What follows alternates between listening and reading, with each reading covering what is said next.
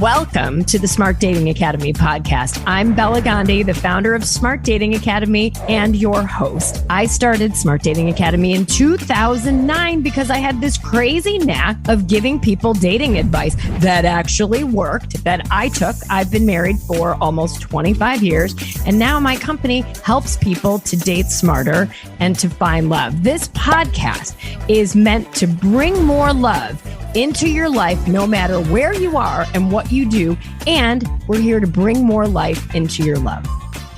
Smart daters, welcome to this week's episode. It's a love story and it's a good one. And I'm really excited to introduce you to a former client, now friend, Jeannette Levitt. Jeannette, welcome to the Smart Dating Academy podcast.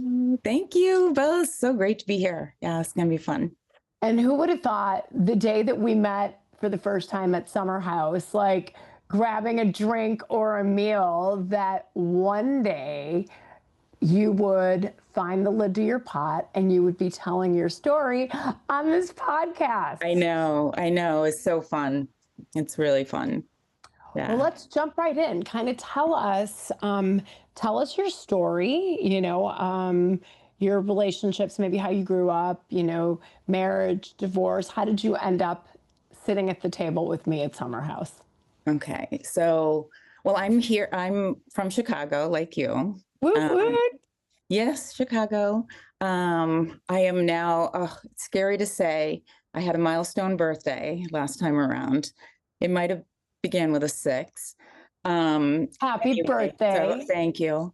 You look amazing, by the way. You look like half your age. Oh, I don't know. Yeah. For sure. Thank you for saying that. You're welcome. I had been married for 17 years. I met my husband back in Boston. I'm from the East Coast, but we'd moved out here just after we got married and started a family. So we had a good long marriage, and I had thought it was a good, happy marriage. He had a lot of career success kind of early on, and I was staying home with the kids, and we kind of sunk into very traditional roles. And so we had 4 children. We had a son who passed away, which I think also, and then quickly we had 4 more kids. And I think that probably set us on a path that maybe was pretty hard. But I was raising the kids and I thought I was happy, and he was doing his thing. He was very much in the spotlight for a time with his career. Yeah, for sure. And we were just, we were in our roles, and I thought we had a pretty exciting and pretty good life. But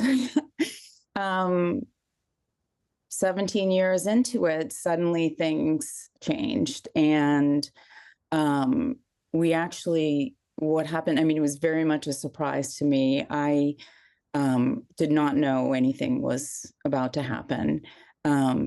But suddenly we were having arguments, and we were not fighters, which is probably a problem too. But suddenly he was just kind of instigating some disagreements. And for a couple months that went on. And then finally we realized, we have to sit down and talk about what is going on right now. Why are we fighting? Yeah. What is happening? And by that time, he was absolutely checked out of our marriage. I remember sitting on our bed, kids were downstairs, and he's just going on, and he sounds completely checked out of our marriage. And I finally actually just said, you don't even sound like you're committed to our marriage. And he just had this blank look on his face and he's staring at me. And I finally got up the courage and I said, "Are you committed to our marriage?" And he said, "No, I'm committed to being happy." Wow. What a punch in the face. Yeah. What a punch in the face. Yeah. It's like all the blood drained, And I'm like, what? And I remember having, saying to him, we've got to get therapy. We don't, at the first sign of trouble, like, we've got to get help for this. And he just said, I know it won't work, and I'll resent you if we try. We'd spend a year in therapy or something and it won't work, and I'm going to resent you. And at the time, I think I wasn't the confident, strong woman that I am now. And I didn't know enough to say, well, I'm going to resent you if we just give up. Of course. And think about, I can just imagine, like, my stomach hurts, and I obviously know your story, but thinking about, you've spent your life raising these 4 kids, and you're hearing this person who now you're like, okay, there's some red flag behavior. Your gut's telling you something's wrong. We're fighting. You're sitting across from him. And suddenly this person whom you've depended on financially, emotionally, like he's your rock, your person, is like, I'm not committed to you. I'm committed to being happy. And it's like somebody ripped the rug from under your feet and like hung you upside down. And you're like, what is north and what is south? Like, who am I? Where am I? And so I just want you to, I can't imagine, no matter how strong or how anything you are, that's a sucker punch. Oh, yeah. Yeah. To anybody. Yeah. No, I remember kind of walking through the world after that conversation, feeling like things felt surreal. Like I didn't know who I would go to pick up at school and just feel like a different person. I just didn't know what was up, Well, it's like that grief or tragedy. It's like you go and you're sitting in the line and everybody else looks normal. And you're like, the world is not normal. Yeah. How are you just showing up like you did yesterday? Yeah. No, right? I know. Like, and it's like the world's off its friggin' axis. Yeah. Oh, I know. Having lost a child, that's exactly how I felt after we lost our son. I remember being in a grocery store and thinking, why is everyone acting normal? Yeah, it's not normal. Like literally thinking that and going, well, because they didn't just lose a child. But it was a sort of a similar, just surreal feeling to go from like thinking I have a good, normal, strong, imperfect, but I have a marriage, and not ever thinking that it's coming to an end, and realizing that I'm actually with a man who's completely checked out of this marriage. But, when that happens, there's nothing, I think we'd still be where we are. And I'm glad, I'm glad it happened. Yeah. I wish it had happened a different way, because I think it was just so traumatic for everyone, especially the kids, to go from that. I think it's always better if you can kind of come to that decision together. Yeah. Or you know what I mean? Or you're sort of, it's just better when one is blindsided. Right. When someone's like, well, I'm committed to being happy, and no, I'll just resent you. And you're like, okay, something has happened in your life that I'm not aware of that has made you happy, and I'm here holding the bag. So it's like ultimately you found the meaning in the mess, and it's the right thing that you're both living your own better lives now. But at that moment, it's like, yeah, it would have been nice. It's kind of like, if you have an earthquake or a hurricane, God forbid, and it wipes your house out, and now you build a house that you like better, but you're kind of like, well, I wish it wouldn't have been leveled. Yes, exactly. Right? I wish we could have just said, let's put a for sale sign up and move, and not have all the collateral damage. The devastation. Devastation. Yeah. No, so tell me if that's a perfect analogy. I love that analogy. It's perfect. Yeah. And I still, to this day, because still I see kids healing from it. It's been 10 years, and it's, we all have our journey. And so it's not that I'm going back every day and regretting how things went, but it was pretty devastating for everyone. And I don't even think it was easy for him either, But there is a twist to the story, which I'll get to, which I think you know and remember. But that why he was so, or it seemed that he was quick to check out. So after that conversation, I think it was like a month later that we told the kids. I mean, there just was no more talking. We might have had one or two more conversations, but it was clear it was over. He was not, we weren't going to therapy. We were going to be separating. And we told the kids actually on a vacation that we had planned already. The kids were getting out of school. We went on vacation, broke their hearts, broke everyone's hearts. And then a little bit after that, we were still, we didn't even have divorce attorneys or anything. We hadn't started the process. He was still living in the house. He went on a business trip, came home and told me that he had developed feelings for a colleague of his that he'd just seen in London on this trip. And I kicked our ottoman so hard that I broke my toe. I landed in the emergency room, which was the only bright spot because he had to come to the emergency room and spend the afternoon with me, tending to me. But and I laugh about it now. It was no laughing matter. It was no laughing matter when you kicked the ottoman so hard. When it happened, it was not funny. It was horrible, but then, then things started to make sense. There was somebody and I don't know whether he cheated on me physically. He said he didn't, and I choose to believe that. And he did admit that there was an emotional connection. There was emotional infidelity for sure, happening over a series of months. Prior to him telling you. Yeah, prior to him telling me. Yeah, no, he admitted that it went back months. I think he was, I can put together now, at the time it felt like completely out of left field. I can put things together now in hindsight and years ago, over the years after the split, I could start to see, okay, some things were happening. We were repressing and just submerging feelings and pain and hurt between us and not dealing with things over years. I could see that we were both kind of in a midlife malaise of sorts. We were in our late 40s. And I think we were both kind of living, just kind of play acting our roles.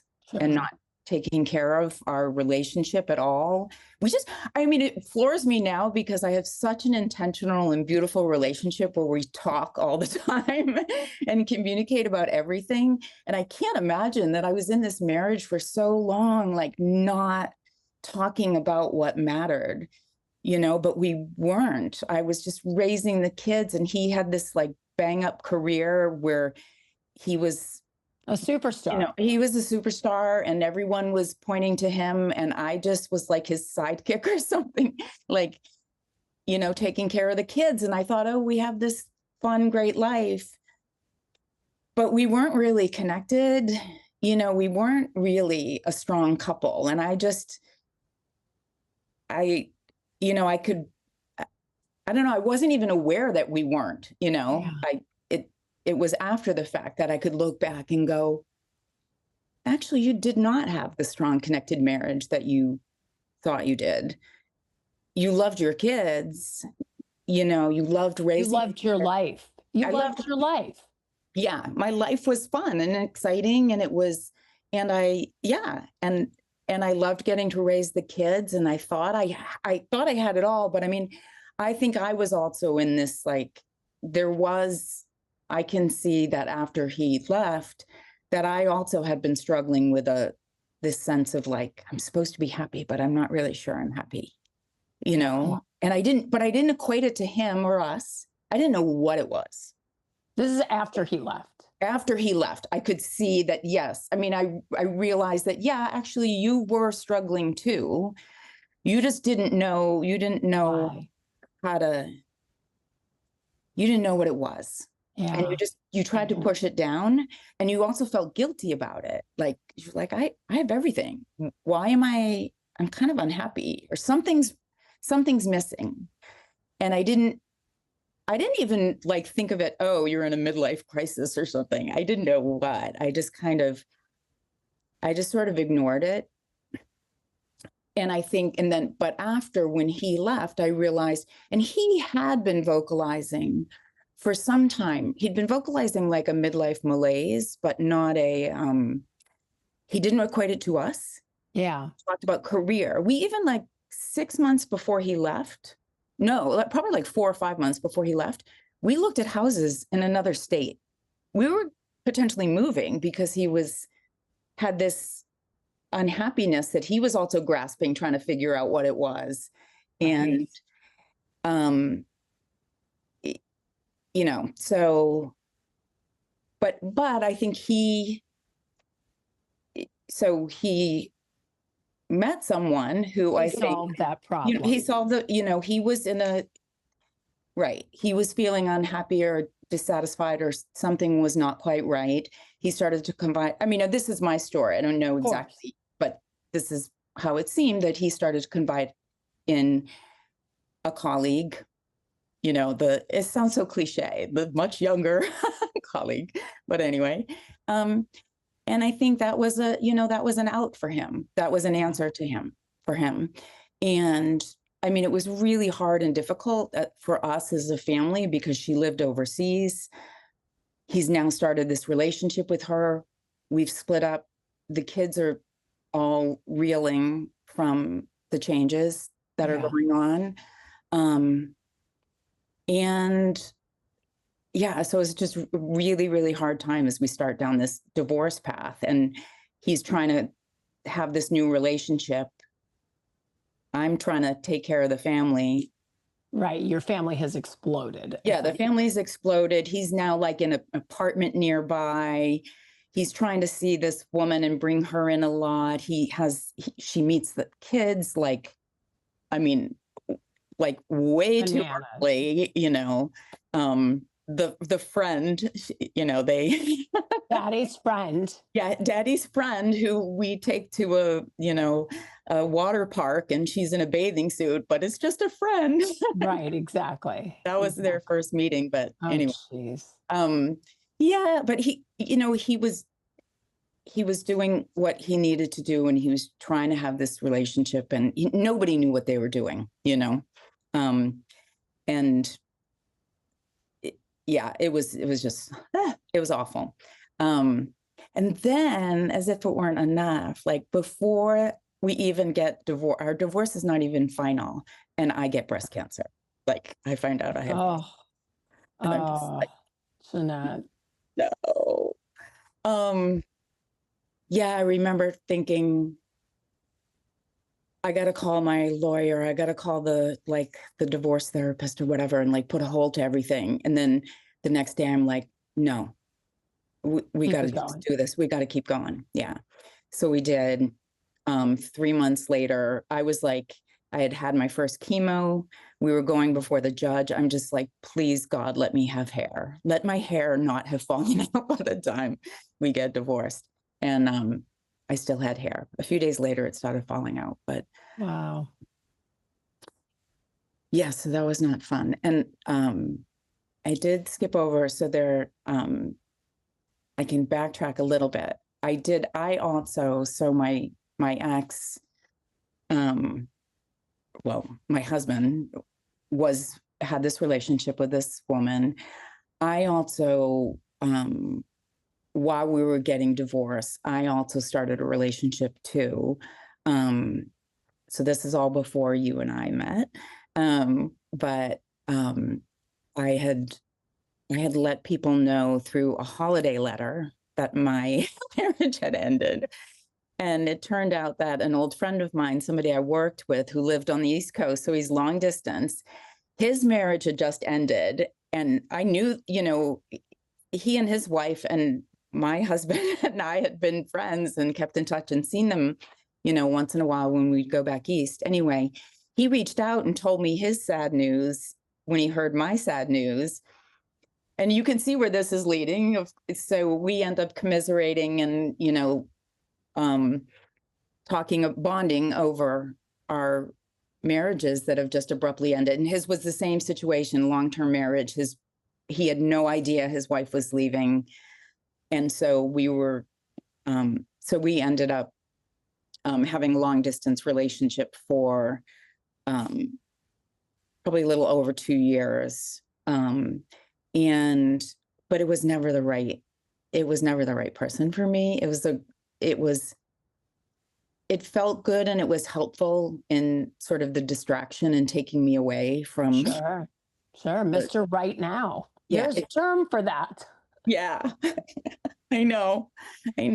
Yeah, that's so accurate. I mean, and he's wonderful and great. He's still a friend to this day. And he always will be. And I think he probably looks at it very much the same as just a good, helpful relationship that, allowed us to just bide the hands of time, right? Yeah. And so you each served your purpose. And so now you're knowing, okay, this is not the lid to my pot. And then what happens? Yeah. So, we had a mostly on relationship, but there were a couple times where I tried to break it off and then went right back. And so around, I think we first met in 2016, like maybe summerish of 2016, I think. And I had been chatting. I have a good friend, Dana, who I realized in listening to some of your other podcasts that she has also brought some other clients to you. But Dana and I knew each other. We both were living in Hyde Park neighborhood of Chicago. And I'd known her for a long time. And then when she lost her husband tragically, and we bonded kind of over that because we both, I knew the loss of my son, she had the loss of her husband, and then my husband left me. And so we were bonding over both loss and also then being single moms. And Dana and I remember Dana being in the dating world. And then she told me, then obviously, marrying John. The whole thing is very patent place because Dana and John, I don't even need to go down the details, but John and his ex-wife were good friends with my ex-husband and me. And I lived in Dana's, I think this part, that I bought, Dana and I switched houses. And Dana and John live in my old house, and I lived in Dana's house. I now since have moved, but anyway, there's all these connections to Dana. Oh, crazy. Yes. Dana has sent you to me, then a couple of other people that have been on this show. Christy Reynolds came from the Dana connection, and Dana and I are just good friends. And so she would tell anybody, you need to go work with my friend Bela. So she sent Christy Reynolds, who is now a love story on the podcast. She sent Linda Mueller, who is, a physician and found love with Brett the vet. So yeah, very interesting. And I can put links to these episodes in the show notes. So I guess Dana is guaranteed a spot in heaven now, right? Yes. Because if you help 3 people find their spouses, so by sending you guys to me, and now you've found the lids to your pot, even Dana's guaranteed a place in heaven. So I'm going to have to share this episode with her. Yeah, definitely. That's too funny. Yeah, Dana's great. And I knew I have a friend from book club who also used you too and has the lid to her pot. Susie. Susie, right. Yeah. She's going to be on this podcast another too. Connection. Yeah. I've known her for ages in my book club. But yeah, so Dana and I were connected and talking. She told me about you and Smart Dating Academy. And I knew that I was still with I had the long distance relationship, but I knew I needed to let that go for good. And I had just started work with a life coach. And so I was very much I loved coaching as just a as a support system. And when she told me about you and Smart Dating Academy, I was like, oh my gosh, that's exactly what I need. And I knew that if I made that investment in myself, that I would do what I needed to do and let that other relationship go. And the other thing with working with you is that I was, so this ties back with my cancer journey. I had been dealing with, I had surgery and chemo and radiation and all that good stuff. And then at the end, I started to realize that my hair was not growing back. And I was devastated. It was, really upset. And not just like some people have cancer and they know, it may not grow back the same. It may come in different. Sometimes it comes back and it's different, but then it reverts back to your old. But this wasn't even just that it was different. It was just like not growing back. It was patchy. I looked like an old man. Yeah. And so, because when we met, I'm sure I was wearing a wig. But what was happening is I had found out my hairdresser, who I missed dearly and just needed to go and see, he told me about a process where you can have like basically a topper or a semi-permanent hairpiece put on so that it's adhered to your head. So you can actually sleep in it, you can shower in it.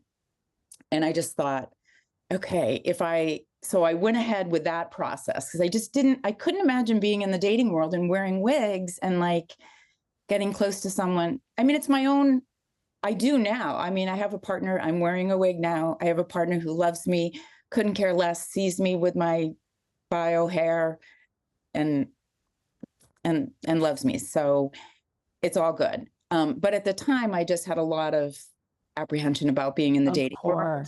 I was still reeling from the grief over my hair loss because hair is, I mean, you have a gorgeous like head of hair, like women want their hair. It's our crowning glory, right? Yeah. I remember this conversation and talking about the wig, and we've had many women, not even, people that have gone through cancer. And I think I remember sharing this with you while we were sitting there. It's like, look, there are people that are just like, I don't like my hair. I'm like, well, in the dating world, a lot of times longer hair is good dating hair for women. Get a wig, get extensions. Who cares? Right. And everyone looks at me like, you're insane. Did you just say that to me? I'm like, I did just say that to you. And so it's always a hard conversation. I know Lindsay always turns beet red when I will have the hair conversations with people, but ultimately they're always like, oh my God, this changed my life. Thank you so very much. I mean, we had a client from New York City who was an investment banker, very successful, was in one of the military academies and just beautiful. And her hair was super short. And we were talking about just photos and hair. I said, well, yeah. She says, what about short hair? I said, longer hair tends to play well in the dating world. And I said, please don't take that as any sort of, you're asking me a question, I'm going to give you an answer. You don't have to like the answer. You don't have to do it. And she flew home and said, cancel my photo shoot. I'm going to fly home. I'm going to get hair extensions and I'm going to come back in 3 weeks. And you have those, oh my God, did I do the right thing moment? Right? Like this woman. And I thought, all right, God, help me out here. And the answer I got was, yes, you shared the right information. She came back and it wasn't just her hair that had transformed. It was like the softness in her personality came back.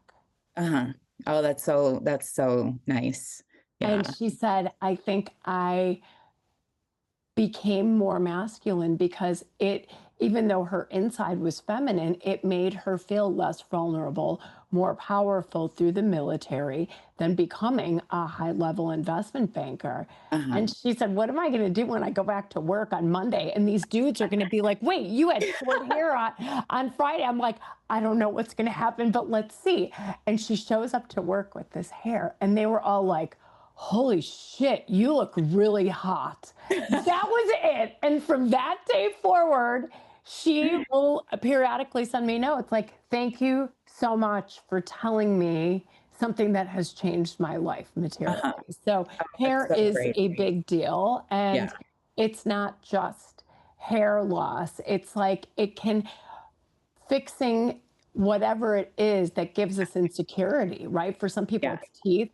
For some people, if it's hair, I'm like, God, that's fixable. Go get a wig, get Yeah. extensions. Yeah. Let's move on from this, right? And everyone's like, oh my God, but it feels so personal and so fake. I'm like, it's no more fake than putting on lipstick. Right. Right. We wear makeup. We Right. wear makeup. Why is that not fake, Right. right? So internally, we tell ourselves all of these stories. But okay, so now let's flash forward. You start with us. We put you through our process. Yeah. Yeah. I mean, that day of beauty or whatever, I got the new hair system. It just, I mean, I felt so special getting to do all that with you. And then all the help with the profile and getting me out there. Yeah. So I launch out there. Oh my goodness. And yeah, there are men out there. There's a lot of dudes that wanted to date you, Jeannette Levitt. So that was fun and interesting. And I remember my first experience, I met, the advice is to be dating multiple people and sort of bringing people into your funnel, so to speak. And I actually remember I was dating two men, and I must have had like 4 or 5 dates with each of them, and I'm like, this is hard. Now what do I, What am I going to do? yeah. And ultimately, because eventually you do need to make a choice. And if you're starting to get closer and wanting to develop the relationship, physically, emotionally, whatever, yeah, I had to make a choice, and I decided to move forward with one of them. We ended up having 8-10 month relationship. And yeah, I mean, he ended up not being the right person for me, but and interestingly, after it was over, I actually did message the other person that I reached out to. Yeah, that happens. Yeah, it's so funny. I mean, and he was available and interested in dating again, and we had a few dates, and I quickly realized, yeah, no. Yeah, red flags. Okay, Yeah, I'm good. yeah, I'm done. Yeah, and then I met a number of people. I dated, pretty consistently, and I had a number of like sort of longish term relationships, 6 months, 12 months. And, during that time, I think I was doing a lot of things right. I mean, I was really working on myself too, and trying to be very intentional. And I was just, because I've been a stay-at-home mom and my kids are getting older now and needing me less, I was, just doing a lot of exploring about what I wanted in life and sort of just What your next chapter personal would be. development. Yeah. Yeah. So I felt very positive in that way, but I was also doing something that wasn't so good. And that is I was drinking too much. So, I mean, it just started slowly over time, and partly, I think, because still of just the difficulty in co-parenting and a lot of the things that were happening there. My ex did get married to the person, and they have 3 kids. But it was just a very chaotic, hard time. Traumatic. Yeah, it was. And I was, trying to be in the dating world too. And it was just a lot. I mean, I have 4 kids and they all had individual struggles, and yeah, so I was turning to alcohol more than I should have been. I never got, I mean, for the most part, it was when I didn't have the kids. So I didn't feel like, I wasn't compromising things that way. But But you could but it feel it was didn't. a problem. You could Yeah, feel it was becoming a problem. Like, yeah, I'm doing this when my kids are not here. I'm doing this in a sense to feel better or to numb what's the yeah. pain that's going on. Exactly. To numb the pain. And also I think when in certain relationships, I mean, it varied, but I think it was hard to make a change and with alcohol and let it go when I was in the dating world too, It's a lot because of drinking. there's a lot of drinking. It's all about meeting for drinks. And I just, and I didn't have any rock bottom, and I wasn't physically dependent. But I was kind of binge drinking, um, and I knew it wasn't good, both personally and in the dating world necessarily, but I didn't know how to let it go. And I kept trying to be a better moderate drinker because I thought, doing AA or labeling myself anything did not feel right. And I just didn't know there were choices or options. And I still thought I needed it and thought I wanted it for a while. And so I stayed, it was just keeping me stuck. I think even in my dating life and, to some degree, making choices that probably weren't great for me. I should have been going back to you and like getting more advice, but by then I had stopped that. Yeah. And then, so I just kind of was muddling through trying to do the best I could.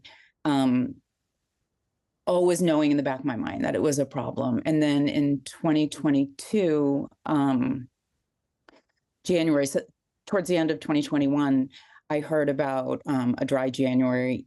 I mean, people do dry January all the time. Sober October, dry July. Anyway, I tried one with a friend and she said, oh, there's this organization called This Naked Mind. We could check them out. And so they had a free alcohol experiment that just provided content and information as I was trying to take a break from alcohol for 30 days in January. And once I did that, I never drank again. Wow. That was it. And I just kept feeling better and better about it. And my dating life, I actually did, the second day of that experiment, I met somebody. I mean, that relationship did end, but I mean, I realized that, wait a minute, I can date like without drinking. Without drinking. Yeah. I remember the date really well because it was day 2 of my alcohol experiment. So we met for dinner. He ordered a glass of wine. I ordered a glass of, sparkling water or something. And he said, oh, you're not drinking. You're not going to have some wine with me. And I said, no, I'm doing dry January. And he's like, oh, well, then I don't need my drink. And he pushed said, his away. Take it back. Yeah. He canceled his order, got something else. Amazing. And he was really happy it helped him drink less. He wasn't a problematic drinker, but he drank fairly regularly. And we dated for 6 months and it was a good relationship, not the right one ultimately. But I saw that, wait a minute, I can date. And then I had like 2 other relationships over the last few years. And then like almost a year ago, I met my person, my lid. A lid to your pot, who's an elevating person. Do you remember that exercise we did together where we talked about the people that elevate you and make you happy? Yes, I do. It's so effective too. It's a perfect way to look at it. Yeah. What are those things? Yeah. And it's, yeah. So I have, found my person. I feel really good about it. I mean, he also, none of the men that I dated after I let go of alcohol, were non-drinkers. They all drank. And my boyfriend now, he actually, when you and I saw each other at an event a while back, which is how this podcast, where you were like, come on my podcast. We ran into each other, listeners, at at a Sheryl Crow concert. Yes.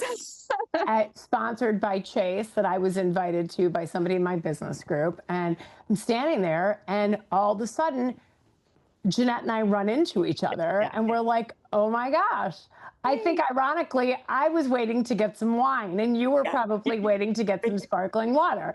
And he so was waiting for beer. Yeah, my boyfriend was waiting for beer in the line, and that's why he didn't come over to say hi to you.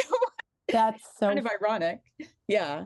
And you told me, and I said, oh my gosh, you are so lovely. And this is karma. And you should come on my show and tell your story. And then you messaged me a few days later and said, I would be happy to come on your podcast. So you never know. Ironically, we meet, you're not drinking, and we meet in the line to the bar. Right. I know. So and I thought it was so funny because after breaking free, about a year and a half after I stopped drinking, I trained to be a coach to help other women break free. And which has been absolutely life-changing and just the best thing ever for me. And I just thought it was so ironic that I'm with my boyfriend who's waiting for a beer. I'm an alcohol freedom coach now. I'm supporting women, around divorce and drinking.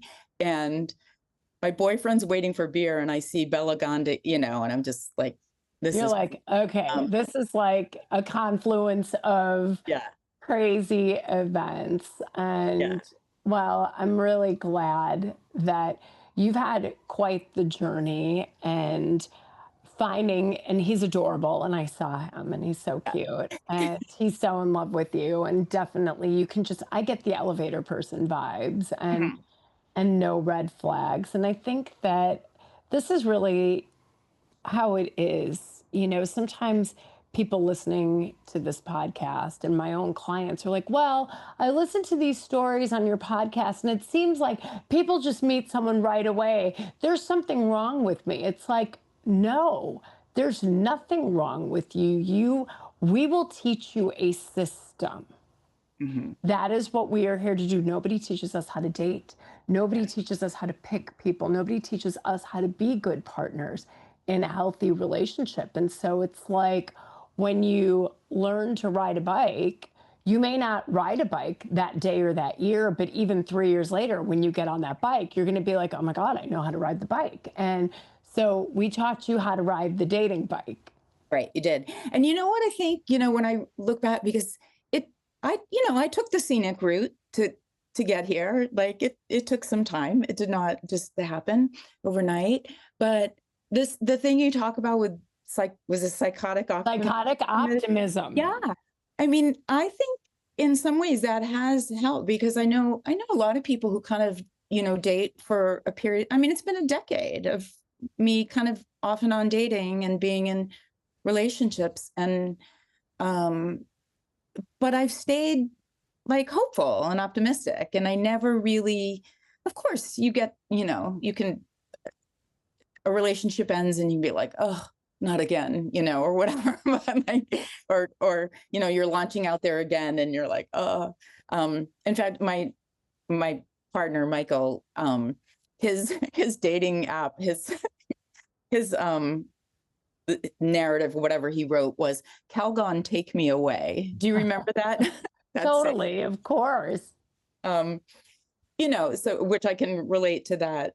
We can all relate to that feeling, but I think working with you kind of set me up for staying positive and just being able to sort of ride the waves, and also just develop myself at the same time and like have a good life that I always had. That's my foundation. Like, I'm so happy that I found my person, but I also have been able to create a life that felt good. And I think that's a big part of it too. I think that's part of what letting go of alcohol did for me, is it was that last thing, I think, to really help me feel confident and good.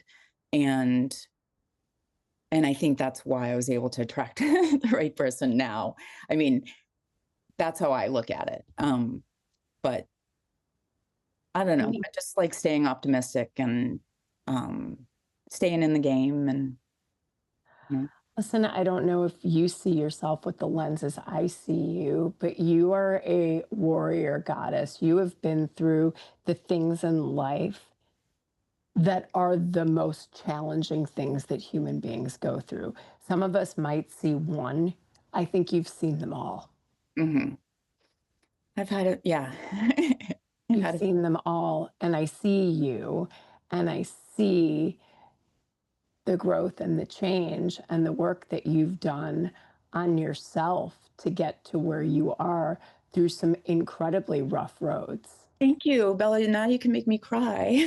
I Yeah. remember, and you're going to make me cry now. And I'm just so honored to have walked part of your journey with you, and, and just couldn't be happier that the person that I saw who was in a relationship that didn't serve her, kind of broken post divorce, healing from cancer. And now you, of course, have this, gorgeous face and beautiful head of hair. And Paid a lot of money for this. No. well, you know what? I pay a lot of money for this. I And know, so true.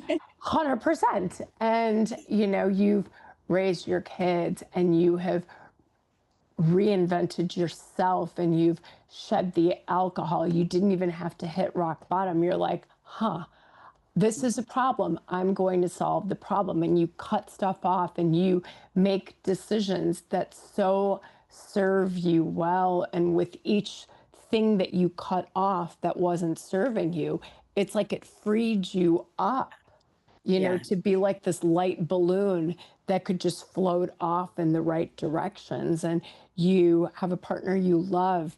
You are healthier than ever. You have a career that you love. You are helping women, with their own, like just breaking free from alcohol like you did. And now here you are inspiring people that might have had somebody cheat on them, broken, having cancer, healing from cancer, not feeling good. Look at all the people that you're inspiring. So I see you, and I'm sending you a big hug across the screen. You're so sweet, Bella. You're the best. Yeah. I'm so lucky to have met you.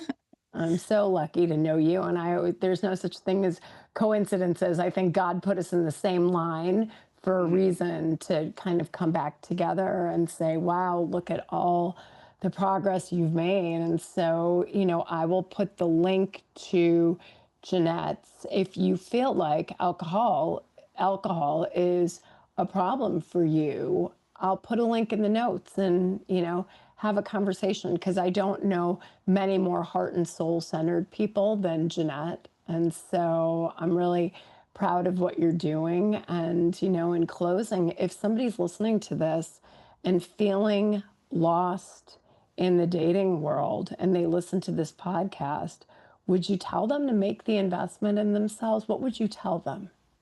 Oh my gosh. Yes, absolutely. 100%. I think getting support is just so important. Like, we're not supposed to do this stuff alone. I mean, bringing you on board with me was just the best decision that I made back then. I'm so glad. Yeah. Well, I'm so glad that this puts you in a step towards realizing the coaching. You loved it, and you had a life coach and a dating coach, and now you are a coach. And I think that's such a great point. If you're listening to this and you feel like you're alone, I always say, if you feel like you're in the Atlantic Ocean with no life vest on and it's midnight, the point is it doesn't have to be like that. You can choose yourself and choose to bring people in to help you and build community. We are wired as human beings to want connections with other people, just not romantic connections, of course. That's what we help people to do, but just connecting with other human beings will help you in ways that you can't even measure. I have a coach, right? Yeah. We all have coaches, right? Anywhere you want to level up, you need a coach. So I'm glad that you, I couldn't be happier for you. And I'm so glad and honored that you took time out of your busy schedule to tell your story with such authenticity, and for, sharing the fact that it will take a while to walk this journey, but stay psychotically optimistic. Yeah. which means love is going to come to me. It's a when, not an if, just like it did for Jeannette. And it's not going to happen in 7 days or 7 months. It might take closer to 3, 4, or 5 years, but learning a system that you can abide by will pay dividends. Yeah, definitely. So well said, Bella. You are the best. Well, you are the best. And thank you. And Smart Daters, I hope you're as inspired by Jeannette, who, like I said, has been through almost every loss and imaginable and walked through the tunnels of fire to get where she is now, more beautiful and maybe happier than ever. So, Oh, thank you. and ladies and gentlemen, I hope you're inspired. And if this is the episode that puts you over the edge, send us an email. You're worth it.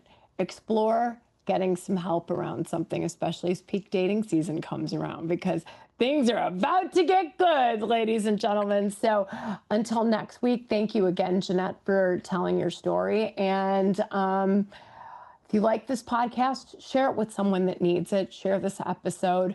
Follow me on Instagram at Smart Dating Academy. Sign up for our newsletter at smartdatingacademy.com. And I send you a great big hug, dear listener. And I wish you all that is good and a week full of love.